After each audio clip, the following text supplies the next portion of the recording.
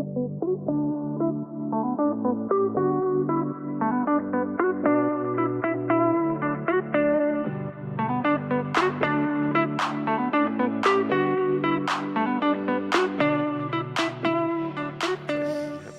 why I go through life saying plead the fifth on everything. Ask me how I'm doing. How are you doing? I plead the fifth. See, it works. It works every time. Except it's always guilty though, right? Like if you were to say, like, "Hey, Chad, like, did you throw that squirrel at that little kid over there?" I plead the fifth. Yeah. Wouldn't I just say no? Or just like, hey, how was your weekend? Oh, I plead the fifth. Then you think like automatically you committed a crime this weekend. That's what you should say. That's what. Ask me how my weekend went. Chad, how was your weekend? I didn't get arrested. Great. Because I didn't get arrested. That is true. But now you think I got arrested.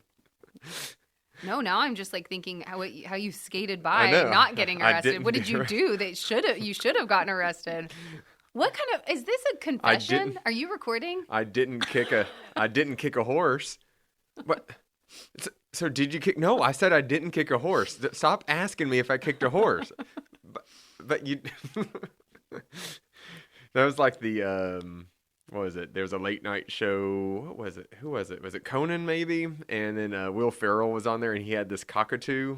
So they had this parrot on his shoulder, and Will Ferrell's just out there just acting like nothing's wrong. Like he's just talking, he's just giving answers, and then Conan's laughing, and he's like, "So, what's with the bird?" And then Will's like, "Will you stop focusing on the bird and just talk to me?" It was just so like I would not be. But there's a bird on your shoulder. If you were talking to me and there was a bird, I would not be able to concentrate on it. I would just be like focused completely on the bird, talking to the bird, asking if I could hold the bird. Can I put the bird on my shoulder? Like I would be obsessed with the bird. I know.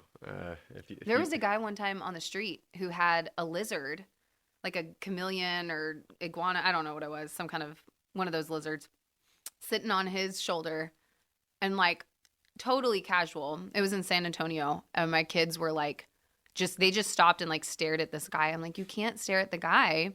And they're like, but look at the lizard, you know? And I mean, they were obsessed with it. And the guy like didn't even acknowledge them. He's like, I'm like, what lizard?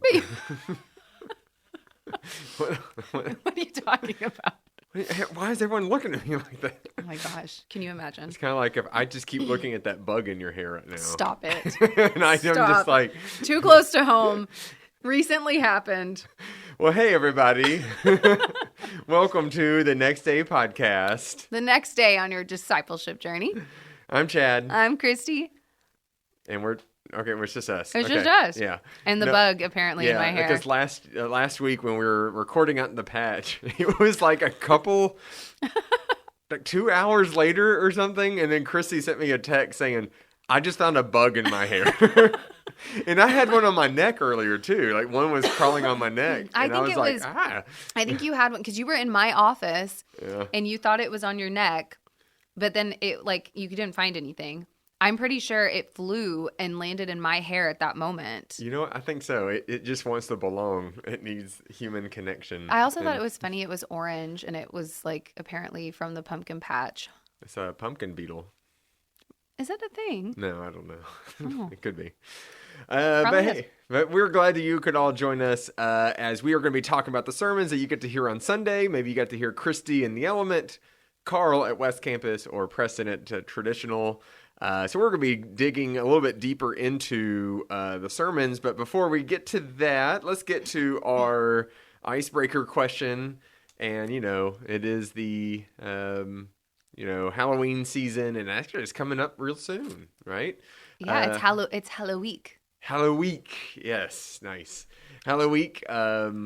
And I need to finish watching. I watched part of Hocus Pocus. We traditionally watch Hocus Pocus as a family, and Jesse declared just a couple days ago that he thinks it's creepy and he doesn't want to watch it. And I'm like, I get it. I thought it was creepy. There are some creepy parts of that, and the part that is the most upsetting is why is everyone fascinated about this kid's virginity And it's like the way that they shame him. I know. And I'm like, yo, this is a high school kid. Like, what is he, like a sophomore? It's like, I know. Quit acting like this is okay. Anyway, I know, which is and for a Disney thing. And that's a they lot just for my kids to like, to hear. I don't know. They've not asked about that, but maybe this is a good thing. We can avoid watching this movie altogether and the questions that will come with it. But and when I was little, I just never thought much about it until like I saw someone brought this up. I was like, yeah, I'm starting to feel sorry for this guy. The whole town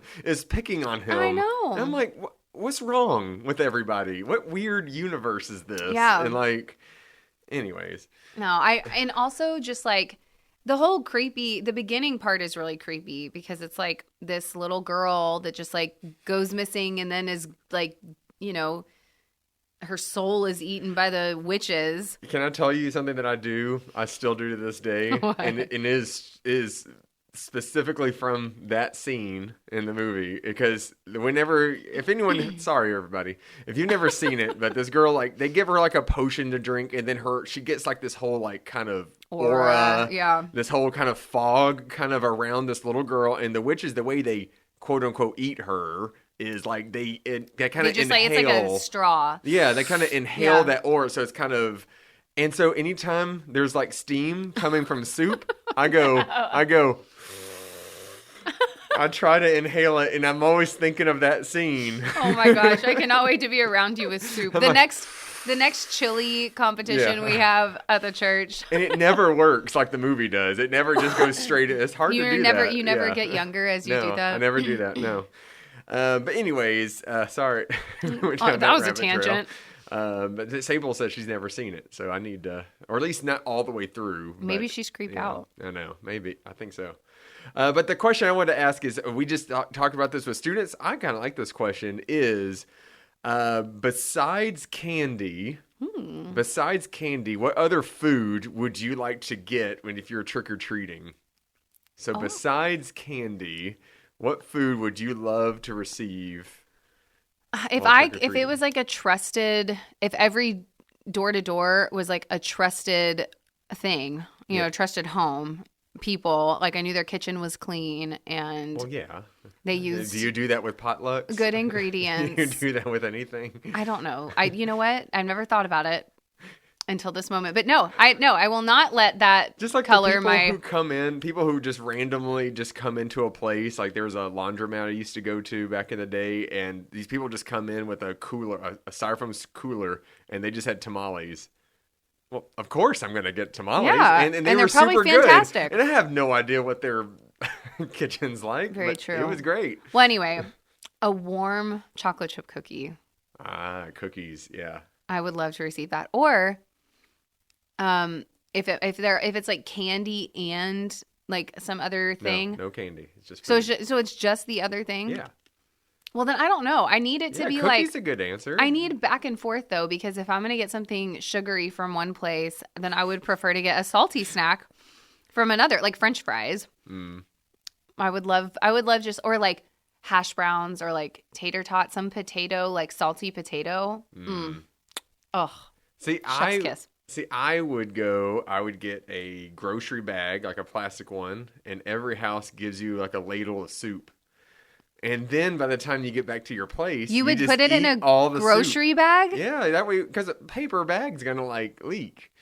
So you would melt the plastic. This is a terrible execution. So you go to one house, they have minestrone like Tupperware. Soup. You go to another house, it's tomato soup. You go to another house, you put these in separate bags. Peas. No, it's all together. Ew, and then Chad, this is disgusting. Okay, I'll stop. The answer I would think of is if every place you go to and they just have like chicken nuggets and their own dipping sauce, and so you just kind of go up and you're like, ooh. And you just move on to the next house. So basically you want to go trick-or-treat at a food court mall. Pretty much, yeah. Oh, free samples, yes. Just like the Costco. Oh, yes. That or just pizza rolls. That'd be good too. Oh, pizza rolls. I just go to any place and they just fill it up with that, I'd be happy. I would do like different types of French fries. Like McDonald's French fries, Chick-fil-A French fries. Like you have to eat it then, because you're not going to save it for later and it get cold. So well, just go to each house. Are you going to save your chicken nuggets? No, I eat it at the house. Well, I would eat my French fries at the house too. Yeah. Okay, well, this is a good. This is great. This is. I still think the soup idea is good. So I hate that it idea. goes with my idea that someone's going to get rich off this idea. Is you know how there's the frozen yogurt places, and you go and like A soup you place go and like you serve this? your own Stop thing. it. My thing is you get a cup. And you go up to that and you pour it and soup comes out. And then you're just driving and you can just eat your soup in your car. Listen, I would do it. I Yeah. love soup. I really love soup. And if you wanted to mix them and make your own flavors, that you could do that. So it's your freedom to do that. So, yeah. Okay. oh yeah. Anyway, someone's gonna make a lot of money off that idea. I should have copyrighted it. I believe that someone will. Anyways, all right. Well, let's get into, if that didn't disturb you enough, let's get into some other disturbing stuff with our sermons. So we are in the spooky season, so we're doing the spooky stories in the Bible. We've been looking at some of these eerie, scary, kind of odd stories that you may not focus too much on any other time, but we felt like it was very fitting for this time of year. So far we've talked about Ezekiel. And the dry bones. Yeah, in the Valley of Dry Bones. And then we talked about the Witch of Endor. Wait, that was what we talked about last week. No, was No. it? Yeah. And then we talked about... Who are we missing? Wait, We talked about Ezekiel. I'm Oh my missing gosh. something. I'm missing something. There's the Witch of Endor. Last week we talked about the plagues. Okay. Oh, yeah, that's right. Yeah, the plagues. Oh my gosh, so Yeah. much time has I know. passed. And so then this week we are talking about demons and legion. So this is from Luke chapter 8. This is a story that it is an odd story just because anytime there's a demon that appears and they recognize Jesus, I always found that interesting. But this one in particular was like weird just because like all the demons apparently go into all these pigs. There's this pigs out by this water, and then the pigs get possessed, and then the pigs run off the cliff, and they all drown, and it's just kind of like, what? Yeah, right. What It's so happened? weird. What is this? So this is a story that I have done. I've heard about before and all that, and I did tell you last week. I think I teased it that there is a funny story with this. And that may not the funniest, but anyways, I was doing a conference up in Dallas. I was at a different Methodist church. Will you please stop doing that? I'm sorry. Hello? Sorry, everyone. Cast the demons. If you could, I would appreciate it. Oh gosh. The coughing demon. Yeah, but we were at a different church, and this is where I was with other youth leaders, and we were there for a conference. So we're at this worship service on a Sunday morning, and the pastor was talking about this story. And as he's bringing it up, and he gave some context, but then he was sitting there saying, all right, I'm going to retell the story, but in more modern. So let's talk about this guy who's in the tombs.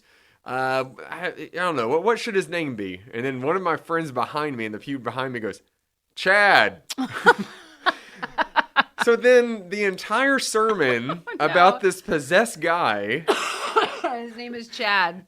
So he just brings, so Chad is possessed, and then Chad this, and Chad, and I'm just like, oh gosh. And so Look at how well you remember it. I know, Talk right? about putting yourself in the story. And then the cute thing that happened at the very end was a parent came up to me, and again, this was not our church. I have no idea who these people are. We're visiting. A parent comes up, and they have the bulletin. And they say, hey, here you go. Our kid drew this. And this kid drew little doodles of this stick figure, crazy looking guy. And he wrote Chad. Oh my God. And I was just like, thank you. Thank you very much. That's so special. Yeah. So in a way, I feel connected to this story. I love that. I actually, a lot of people I heard from this Sunday, they were like, I've never heard this story before. Really? And I feel like it was such a, like, I've always known this story. I feel like this is a story that sticks out in scripture to me my whole life. And I think the reason why is because of the Jesus movie. Like, that was made in, I think it was in 80s or 90s. I don't remember when it was made. Is that the one that was mailed out to everybody? Yes. And then every house had it, but it was still wrapped in its cellophane, Yeah. like the plastic. I mean, we watched it. No one else. A lot. I remember this movie, like growing up watching this movie, and this scene is in the movie. Mm. So I really remember it. And I think it's because of that. But And I remember reading not when we had Randy Baker on and we were talking about stuff, and I mentioned the Gospel According to the Simpsons, and so there is a book about that, and I can't remember if it was the guy who wrote the book or if he was talking about Matt Groening, the creator of the Simpsons, but one of them had this. They read the story and they shared the story about how they always felt really bad for the pigs, thinking, well, what did the pigs do to deserve that? Which ever since I've read that, I was like, yeah, that's kind of stings for the pigs, doesn't it? It does seem like it. So the thing about this story, and this was very much not the direction I went with my sermon at all, but the thing about this story is that it is drenched in history and the context of the Roman Empire at the time and the oppression of the Roman Empire. This was believed to have been written before the destruction of the temple in Jerusalem, but this, second destruction of the temple, but in the first century.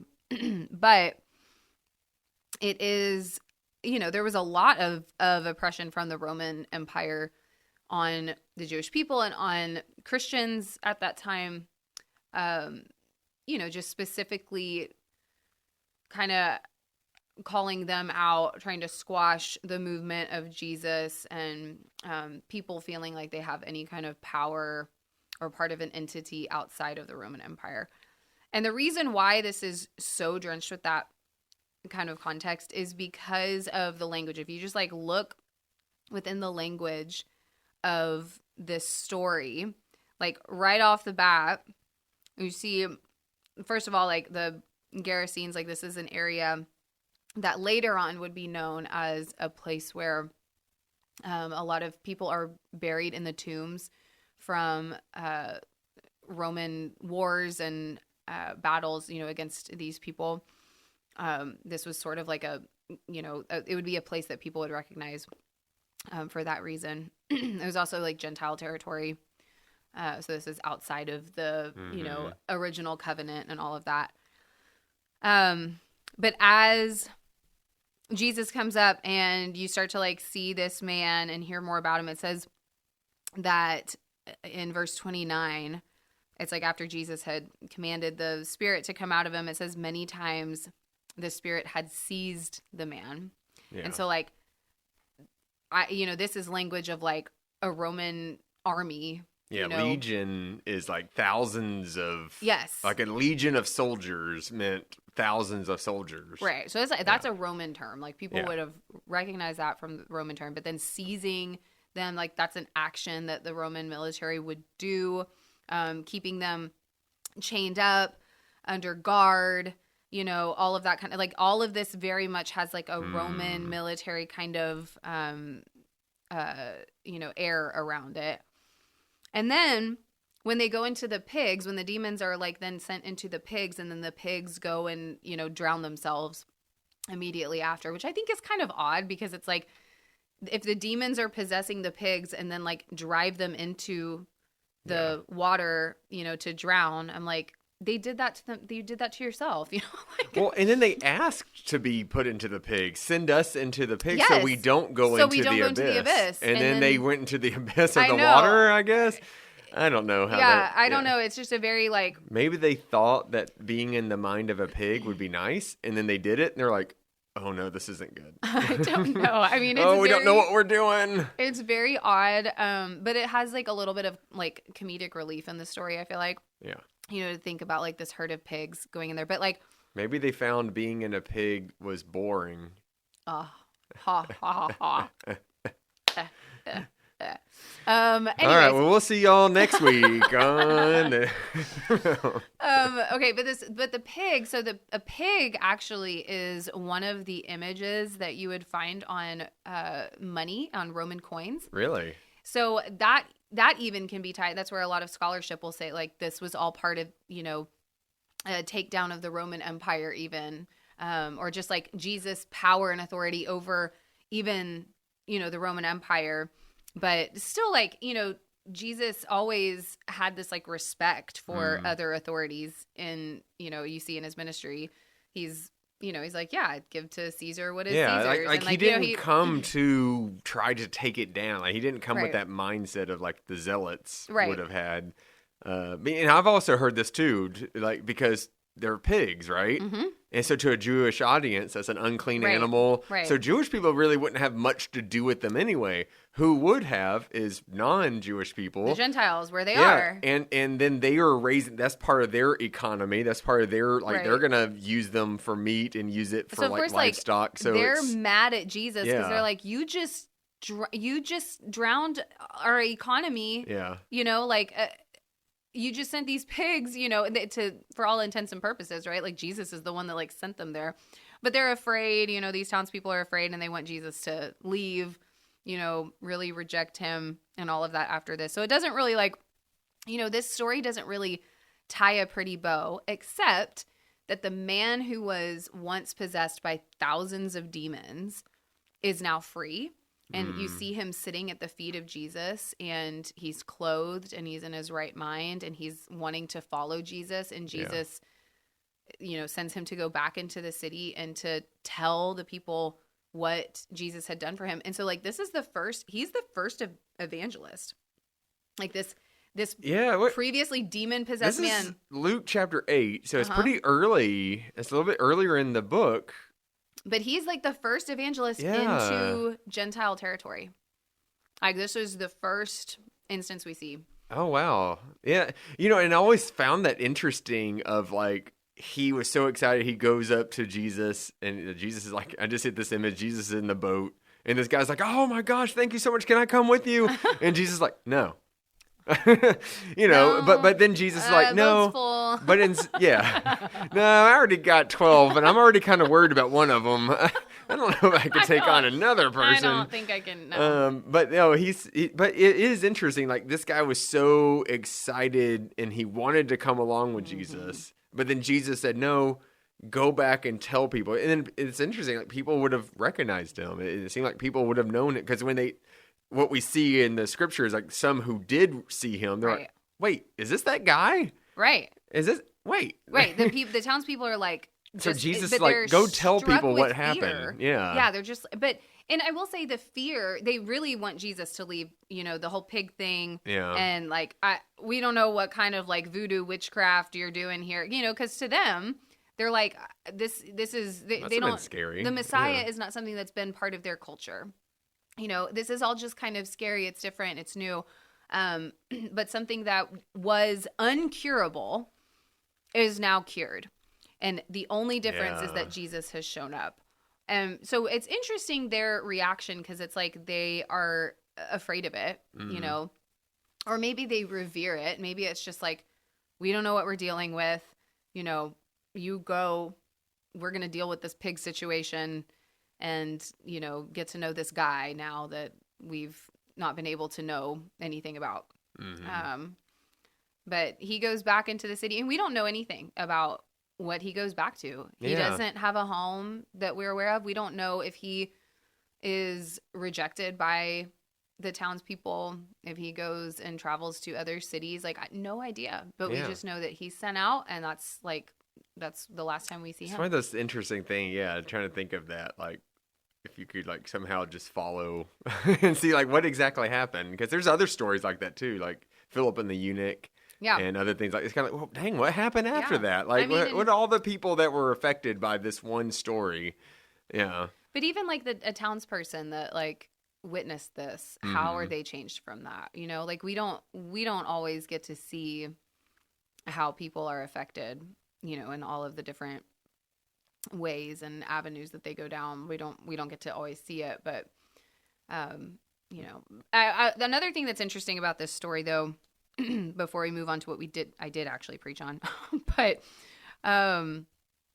one thing is that this is this comes off of this story of the disciples and Jesus. That's a more well-known story of Jesus calming the storm, right?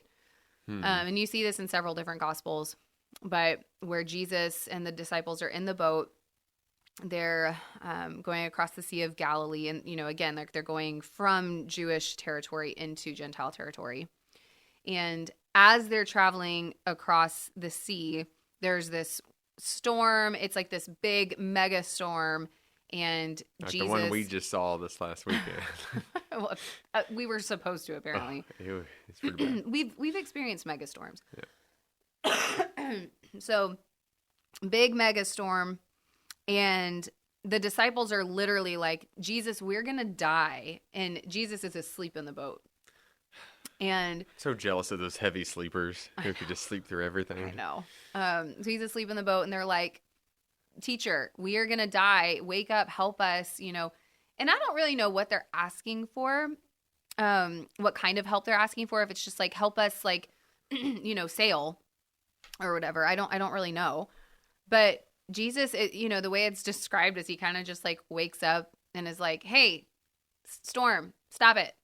And then it just quiets. All of a sudden the wind and the waves completely calm down, and everything is fine and at peace again. And the disciples are just absolutely awestruck by what this. is this, that even the storms, like even the weather, yeah, nature's responding to the sound of his voice. Like, what kind of Messiah is this? And so they like come off of the boat with this question of like, who is this? They don't know quite who Jesus is or how godly, Jesus actually is. And then they get to the other side, they get out of the boat, and instantly they're met with this man who's possessed by a legion of demons, and the demons say, Jesus, Son of God, please don't torment us. Yeah. And I think that is such an interesting distinction, that like the disciples are like, who is this man? Like, they haven't put this together yet. And the demons in this man, however you want to like, discern that or interpret that, but they name Jesus as the Son of God right away, And I think that's so fascinating. And I remember growing up, there was, it's like a distinction between if you say, yeah, I know Jesus, right? I know about Jesus. Yeah, know about Jesus. Versus like, I know and love and worship Jesus, my Savior. The distinction there is like, yeah, even the demons knew about Jesus. Yeah. They know who he is, It's like, which one? Which one? Yeah. Which one are you going to, which camp are you going to fall in, right? I just think that's a fascinating part of the story. Yeah. But then getting into talks about demons, you got to do what you've been wanting to do for a long time. Yes, I did. Well, at least since the summer. Talk about K-pop demon hunters. Yes. I bet you, like, I wasn't able to look around, but did you see a lot of nodding heads of people like who seemed to know what that movie was about? I saw several. I mean, there were several people I'm sure you introduced it to a lot of people, and you spoiled it probably for everybody. Well, I haven't seen it, so now I know. You haven't watched it? This wasn't like immediately when you got home. You were like, all right, Sable, movie night. No, but even then, like, you kind of spoiled it, so I don't even need to watch it anymore. No, you need to watch it. It's your homework for tonight. I guess so. Yeah, no, I don't know who all listening has experienced K-pop demon hunters, but K-pop is summer pop phenomenon movie of 2025. Yes. Apparently this movie took like 9 years to make or something ridiculous. There's like, it's not AI voices. These are real people singing.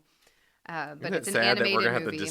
We're gonna have to say that at some point. Like, there's a real I know, it's real crazy. people worked on this. Like real humans actually created this. But I think there's a lot of Korean folklore that is embedded into this movie, which is really cool. And I have not done a lot of research about the folklore that is presented, but basically, my daughter is 9, almost 9. I'm aging her. She doesn't turn 9 for another, couple weeks, but let her stay 8 for a little bit longer. I will.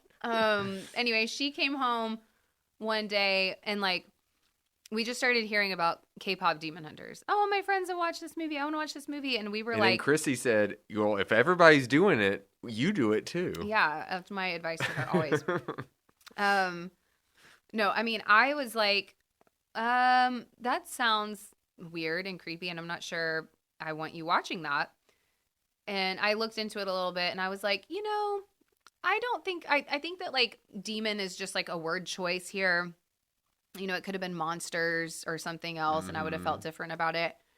Justin was, like, hardcore, like, absolutely not. We are not watching this. I am not, going to have something like this in my household. Did y'all have any idea of it at all? We did. There was a preview we could see, and then, like, I started asking other parents, and, like, we did a little bit of research before we were like, okay. And I kind of convinced Justin. I was like, listen, I think better than tell them, like, no, we are not watching this when we don't, I'm like, I don't see anything except for the word demon. I don't see anything that is, like, really just wrong and bad, and we don't want to, have it in our household. But if there is so much buzz about this, I would rather watch it together and be able to talk about it. Is it PG? Parental guidance? I don't actually know. I don't think I'm sure it is. Sounds like it would be more PG. So they're encouraging, hey, parents, be sure you're watching this instead of G, where it's just like babies can watch this on their own. This is a babysitter. It's okay. Yeah. Television babysitter. So we watched it, and, like, instantly I was like, okay, I think this movie has a lot more depth than what the title makes you think. And it really does. So a huge premise of the movie is, like, about one of the main characters who shows these patterns on her skin, and it's this term that's used, patterns, which it just is like marks. It looks sort of like broken glass, or like, the skin looks like shattered, all on her, like, arms and stuff, her upper arms. Like, it's she's had it since she was little, and this is the mark of a demon.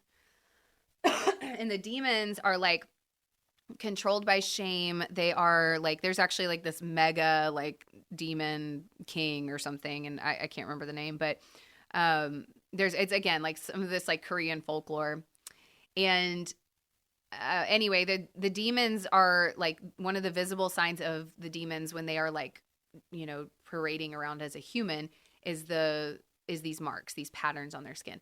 So Rumi, the main character, was born with these patterns because her father was was a demon, and her mother was not. We don't hear anything about that story. I do believe there's going to be a part 2 to the movie, of course, and we get to hear a little bit more about this. But right now, that's a bit of a mystery. But she has these patterns, and ever since she was a girl, like a little girl, the mother figure in her life, because both of her parents had passed away or were killed by demon hunters. Like, I have no idea. She was told that she needed to cover up. Yeah. Hide that shame, hide that sign. Mm-hmm. Yeah. And that was sort of like the mantra of the demon hunters, is they can't let anything look like anything's wrong.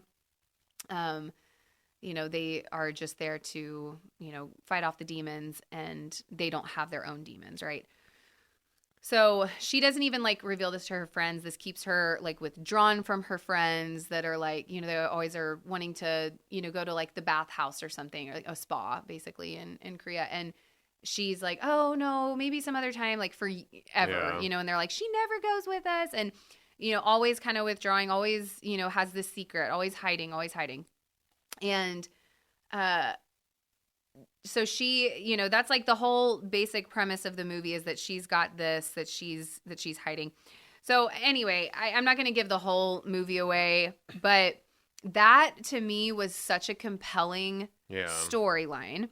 And then at the end, you do see that she is able to be freed from her patterns, but they don't, like, just disappear. They just fade into scars.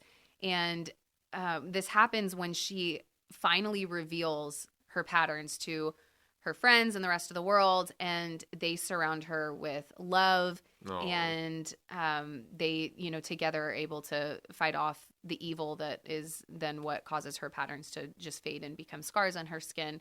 But she'll always have those scars, but they're reminders instead of grace and love instead of, shame.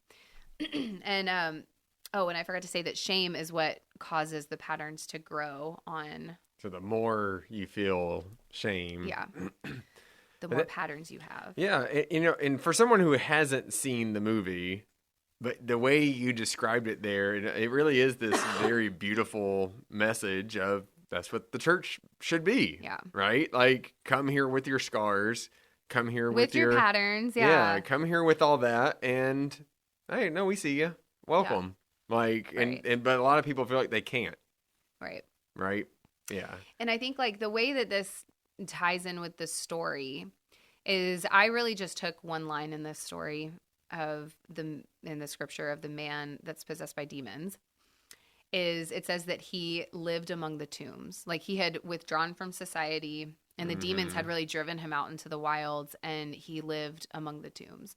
And I'm just like, that just resonated so much, especially in light of like that story, that like, that is where, the lies and the deception of I'm not good enough and I can never be loved and I'm too far gone, and, for God's grace to, find me or heal me or whatever the thing might be. I'll be rejected. Like, all of those things that we tell ourselves, those things are just like, they have like a megaphone volume in our minds when we are in isolation.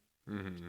And if we come into community and we're surrounded by a community of love, like Jesus shows us, like when Jesus sees this man, he sees the human being who is afflicted instead of, just like, he doesn't see just the demons and like, just cast the man away, right? He casts the demons away from the man and heals the man and rescues him, right? And so like, that's where I just see like the church being the body of Christ, literally being able to have that powerful spirit within us as the church and speak life into each other and see each other for who we are and not for the patterns and the demons and, all of those things that we carry. And also just like liberating ourselves to bring, instead of hiding and trying to like withdraw and keep our secrets, like that will only keep the thing that's festering longer. But bringing those things into the light and into the open and into a place of love, that's where true transformation and healing happens. So ultimately, I think, this story calls us into community, and it calls us into Christian community. Yeah. What was that? There was like, I forgot what, some Christian band that they sang a song. This is like several years old. They're like, let's not try to fix you. Let's just be broken together. There's like some song about that. And it was really good. Like, it was just like this. Yeah. Like, just come here. Let's all be broken together and worship God. Yeah. And then the message that we talked about with students during Sunday school for this is just realizing like, who are these lost causes that everyone else may have given up on, and yet we see Jesus doesn't give up on. Right. And let that be a lesson to us as the church is continuing the mission of Jesus. So like, well, who are the lost causes in our society? Who do we write off? Who do we dismiss? And we should go and do what we can to help them. Right. Because regardless, like, I struggle with this one because, I try to look at it, whether it was actually a demon or if it was actually just someone with a mental illness. But it was like, no matter what, this person was a lost cause. Right. Like, and yet Jesus paid attention to him. Jesus talked with him. Jesus like helped him and all that. So I feel like there's a message there for us no matter what. And so I do think that's something, that we need to do, is just that, not to just dismiss anybody and just to think, we don't know how to fix it. Sometimes you don't need to fix it. Right. I mean, I'm saying I'm learning about this myself, but like, you see someone on the street corner and they're asking for money. I mean, I don't know the right answer and the right thing, but here's something I've tried to do in recent years is like, I'm going to make eye contact with them. I'm going to wave to them. I'm going to let them know that they're seen. And whether I give them money or not, and whether I know how to fix that situation of like, I don't know, but I'm going to acknowledge them. Right. I'm going to say, hey, I see you. You're a human being. I see you and I recognize you. And sometimes it'll be verbal, and sometimes it's just my windows are up because it's hot outside. I just wave to them, give them a smile, so I don't know, but I just feel like we as a church just can't go and just ignore people and just see it as a lost cause. There's some way we can do something, and whether we're trying to quote unquote fix the situation or just be in community together. Right. So I really think, a lot of good stuff like that. But yeah, this is a scary story. It was. I mean, the demon it was a tough one. And it was scary to kind of think about, like, it was a herd of swine. Like, I don't know how many you had to constitute to be a herd, but there's lots of them. And yet somehow all of them were possessed, but somehow this one guy had them all. That's kind of a scary thought. Just thinking of it in that way. Well, I mean, it's like if you were to, we talk about our demons sometimes, and we don't mean like a physical, like spiritual being, like, a demon as in like a secret or an addiction or, like something like that. Right. But if you were to, unpack all of your demons and like you had a representation, one pig per demon in your life, it's like, would you have a herd of swine? You know what I mean? Like, or in your lifetime even, if this is, because honestly, it's like all of the anxiety that you carry, like the times in your life where you feel like, you're worthless, or the times in your life where you feel like just giving up, or, it's like in the human experience, we have a lot of demons, per se, and that we carry like within us. And, what Jesus shows is that like a relationship with Jesus, meeting Jesus and, putting all of that out in the open for Jesus is like a removal of it from our soul, right? We don't have to carry that anymore. And not only does it, it's like, it's not like we're offloading it into someone else's problem really, but it's like, it's gone forever, into the abyss. It's almost like, I mean, the paralytic man, and Jesus says, your sins are forgiven. Like, that was like the first thing. It wasn't, let me heal you. Yeah. Like, get up and walk. But I mean, Jesus eventually says that, but like, he just first says, hey, you're forgiven. It's almost like, how much weight are people carrying of like how bad they feel like they are? How much is your sin or your shame crippling you? Yeah. And there are some people that are like that. Anytime there's somebody who feels like, well, I can't step into a church. Yeah. Well, why not? Like, oh my gosh, like what happened? Right. And so that's such a sad story. And I know you said it a couple of times, and I know I've said it in some sermons, but like, I mean, there's no more false statement than like, I'm too far gone. Yeah. Like there's not like, and you look at this guy, he's completely a lost cause.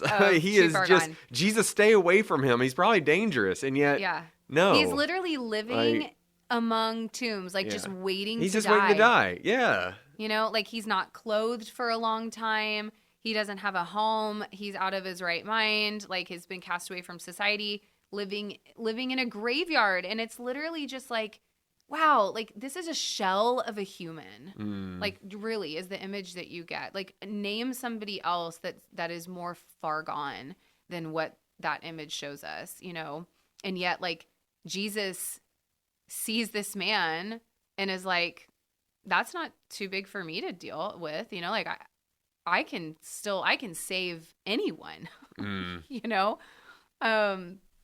Anyone. That's just like it's a really powerful story when you can get past the like weirdness of it.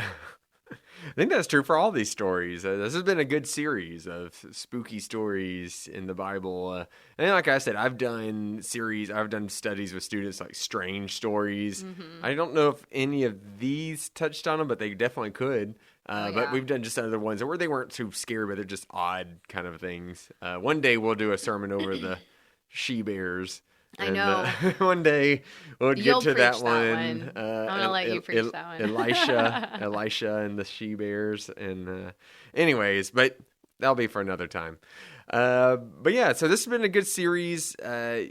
Hope it get y'all into the Halloween mood. Ooh. We should just have that same music every single bumper video. Oh People my gosh. listening to the sermons on the podcast, they hear that all the time, like, Just the wolf. yeah.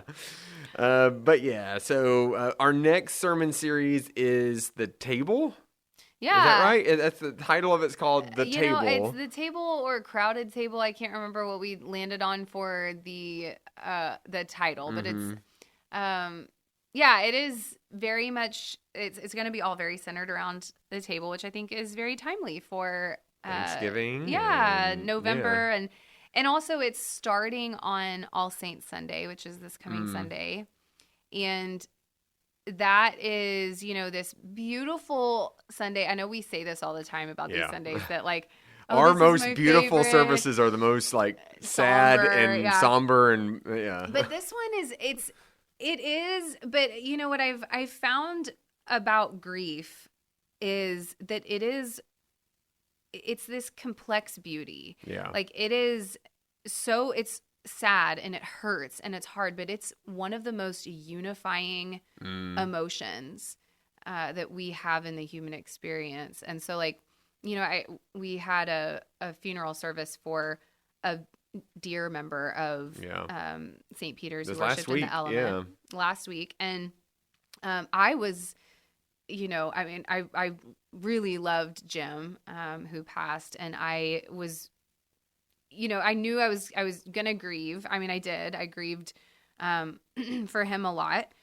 But at the funeral service, it's like the grief is still there and it's still present. But the honor of getting to celebrate his life and to see the way that his life had impacted so many people and to share that love, which is what all that grief is rooted in with all of these people, I was like, wow, like we don't even know each other, so many of us, but like we knew Jim, and that somehow connected us, you know, to this love that we all share. And it's just like this, you know, crazy, you know, infinite kind of thing that I feel like our finite minds can't understand. It's just one of those kinds of higher level spiritual emotions that we experience. So All Saints, I feel like it is a heavy and somber kind of service, but at the same time, it's just beautiful and full of light and hope and the joy of eternity. Yeah, you know, because that's where you begin to fix your eyes.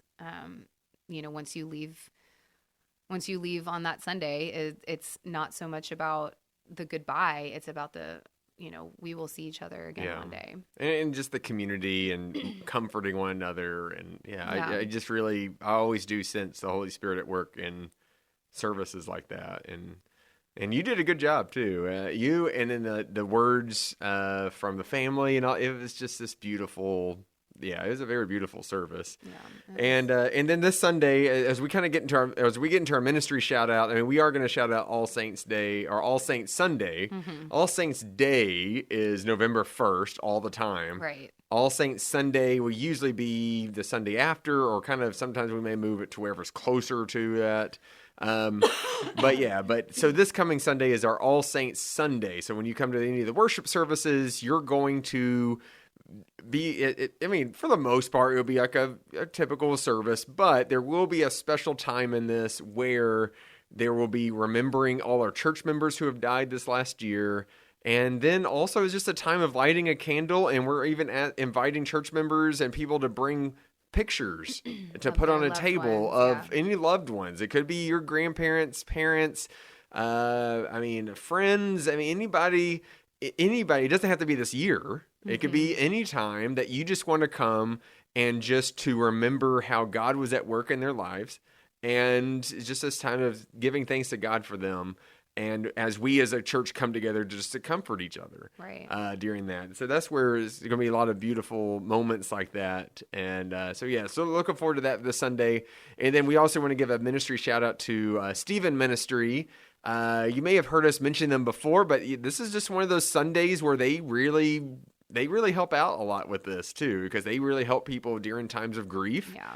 I mean, they're not counselors or anything, but they're just church members who have had some training, but they're church members who really care and they want to be there for people. So Christy, what can you tell us a little bit more about Stephen Ministry and all that they do? Yeah. So these are church members who have gone through extensive training. Like Chad said, it's not a